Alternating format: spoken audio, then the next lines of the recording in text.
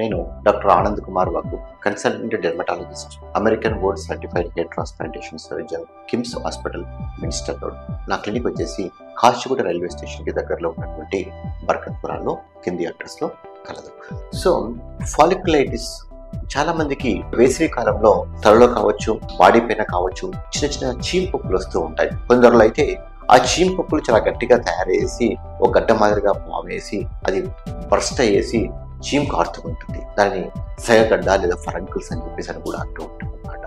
ఈ ఫాలిక్యులైటిస్ అంటే ఏంటి, ఇది ఎందుకు వస్తుంది అంటే స్కిన్ అనుకున్నప్పుడు ఈ యొక్క స్కిన్ లో హెయిర్ ఫాలిక్యుల్ ఉంటుంది. హెయిర్ ఫాలిక్యుల్ చుట్టూ వచ్చేటువంటి ఇన్ఫెక్షన్ వల్ల వచ్చేటువంటిదే ఫాలిక్యులైటిస్.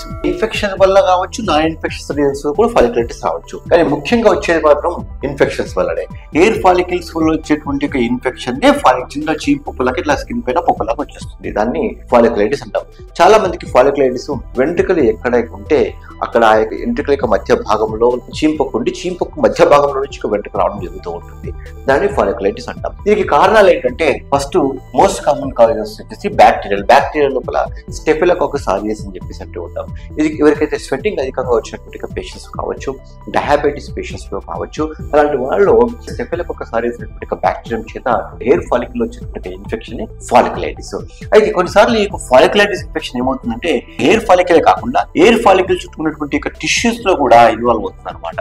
అప్పుడు ఎయిర్ ఫాలిక్యుల్ చుట్టుకున్నటువంటి టిష్యూస్ లో ఇన్వాల్వ్ అయినప్పుడు దానిని ఫరంకిల్ అంటాం. అవి ముఖ్యంగా సయగడ్డలు అని చెప్పేసి చాలా మందికి వీపు వెనక భాగం లోపల కానీ థైస్ లో కానీ ఫామ్ అవుతూ ఉంటాయి.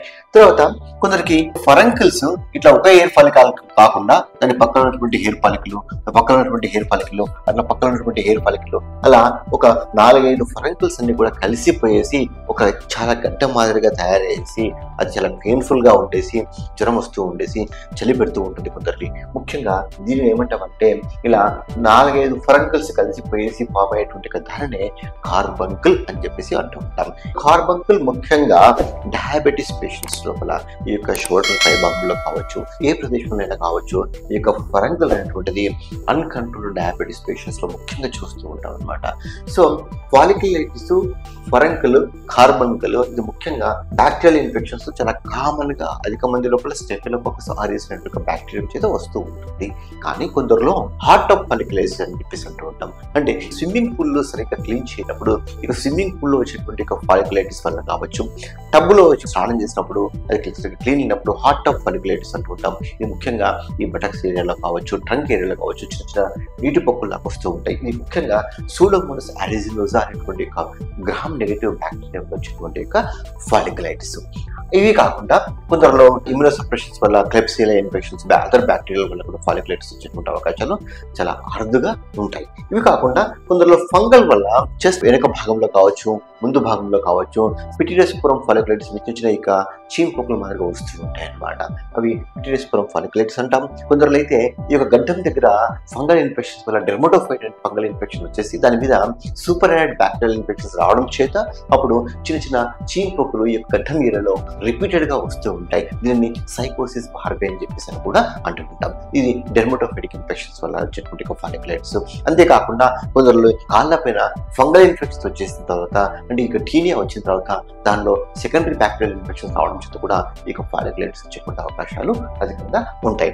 వైరల్ లో చెప్పుకోవాల్సిన ఇన్ఫెక్షన్స్ వచ్చేసి ముఖ్యంగా ఎర్పిస్ వైరస్ లో కావచ్చు, సమ్ టైమ్స్ మొలాస్కమ్ కంటేజియస్ లో కావచ్చు ఇక ఫాలిక్యుల్ చిన్న చిన్న పొక్కులు వస్తూ ఉంటాయి.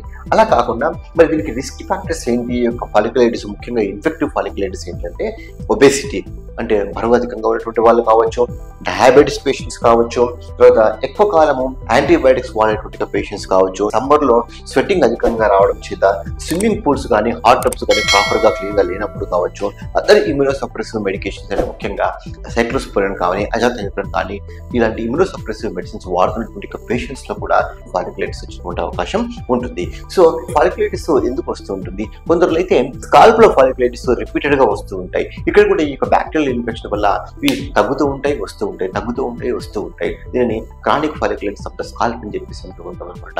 అలాంటి వాళ్ళలో కూడా ముఖ్యంగా ఇక బ్యాక్టీరియల్ ఇన్ఫెక్షన్ ఉంటుంది. బ్యాక్టీరియల్ ఇన్ఫెక్టివ్ పార్టికల్స్ కి అలర్జీ వల్ల వస్తూ ఉంటుంది అనమాట.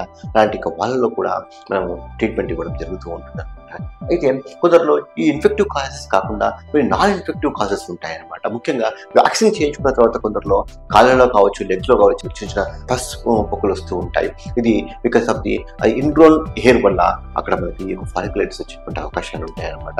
ఇది పోస్ట్ వ్యాక్సిన్ వల్ల కూడా ఇట్లా ఇంజరీస్ వల్ల ట్రామా వల్ల కొన్నిసార్లు వ్యాక్సిన్ ఫాలిక్యులైటిస్ వచ్చేటువంటి అవకాశాలు ఉంటాయి. ఇవి కాకుండా చాలా వెరీ రేర్ కారణాల వల్ల కూడా ఫాలిక్యులైటిస్ వచ్చేటువంటి అవకాశాలు ఉంటాయి. అవి చాలా చాలా వెరీ రేర్. డెమోడెక్స్ ఫాలిక్యులైటిస్ అని, ఇస్నోఫిలిక్ ఫాలిక్యులైటిస్ అని చెప్పేసి ముఖ్యంగా హెచ్ఐవి పేషెంట్స్లో అలా కొన్ని రేర్ కాజెస్ వల్ల కూడా కొన్ని ఫాలిక్యులైటిస్ వస్తూ ఉంటాయి అనమాట. కానీ ఇవి మోస్ట్ కామన్గా వచ్చేటువంటి ఫాలిక్యులైటిస్. సో ఫాలిక్యులైటిస్ వచ్చిన తర్వాత వాటిని గుర్తుపట్టేసి వాటికి తగినటువంటి యాంటీబయాటిక్స్ ఇవ్వడం చేత, యాంటీబయాటిక్సే కాకుండా కొన్నిసార్లు ఏమి ఇస్తామంటే ఫంగస్ ఉన్నప్పుడు యాంటీఫంగల్, వైరల్ ఇన్ఫెక్షన్ అప్పుడు యాంటీవైరల్ ఇన్ఫెక్షన్ ఇస్తూ ఉంటాం. కొన్నిసార్లు కొందరికి చంకల్లో గజ్జల్లో రికరెంట్ పస్ ఫిల్ వచ్చేసిందని హైడ్రేటెడ్ సపరేట్ అని చెప్పేసి అంటూ ఉంటాం అనమాట. అలాంటిది గుర్తుపట్టేసి దానికి ప్రాపర్గా ట్రీట్మెంట్ ఇచ్చినప్పుడు ఇవి బాగా సబ్సైడ్ అయ్యేటువంటి అవకాశాలు ఉంటాయి. కొన్ని సందర్భాల్లో ఈ ఫొరంకల్స్ కానీ కార్పల్స్ వచ్చినప్పుడు వాటిని ఏం చేస్తామంటే ఈ పస్ మొత్తం ఫామ్ అయి ఉంటుంది కనుక, పస్ ఉన్నప్పుడు యాంటీబయాటిక్స్ సరిగ్గా పనిచేయవు కనుక ఈ ఉన్నటువంటి పస్ మొత్తం మనం ఫస్ట్ లెట్అవుట్ చేయాలి అంటే దాన్ని మనం పస్ మొత్తం తీసేయాలి కనుక ఈ పైన చిన్న సర్జికల్ ఇన్సిషన్ ఇచ్చినప్పుడు పస్ మొత్తం బయటకు వస్తుంది. బయటకు వచ్చిన తర్వాత దానికి ప్రాపర్ యాంటీబయాటిక్ ఇచ్చిన తర్వాత అది మొత్తం సెటిల్ అయిపోయేటువంటి అవకాశాలు ఉంటాయి.